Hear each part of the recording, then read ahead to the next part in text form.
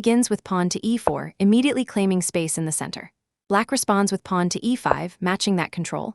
Then white plays pawn to f4, the king's gambit. This is a bold and aggressive opening, offering a pawn to pull black off balance and open attacking lines. Black accepts with pawn takes f4. White develops with knight to f3, attacking the center and preparing to castle. Black pushes pawn to g5, defending the extra pawn and preparing more kingside expansion. White brings the bishop to c4, aiming directly at the sensitive f7 square, the weakest point near black's king. Black continues with pawn to g4, attacking the knight and trying to drive white's pieces away. But white stays calm and plays castle kingside, bringing the king to safety and activating the rook. Black captures with pawn takes knight on f3. White immediately responds with queen takes f3, restoring material and centralizing the queen. Black plays queen to f6, eyeing the center and helping defend the king. White strikes with pawn to e5, attacking the queen and gaining space. Black's queen takes that pawn on e5, but this also invites danger. Now comes the first dramatic moment. Bishop takes f7 with check. This is a classic attacking sacrifice. White gives up a bishop to drag black's king into the open. Black has no choice, king takes bishop on f7. White continues with pawn to d4, opening the center while black's king is exposed. Black's queen takes on d4 with check. White blocks smoothly with bishop to e3, developing with tempo. Black retreats the queen to f6. White's bishop now takes on f4, removing a pawn and improving activity. Black develops the other bishop to c5 with check, putting pressure on white's king.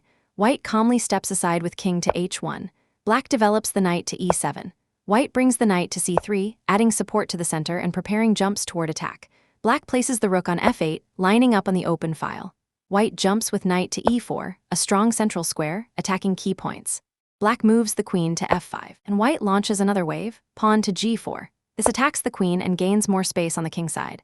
Black's queen retreats to d5. Now white plays bishop to h6 check, a beautiful attacking move, using the bishop to force the king further into the open.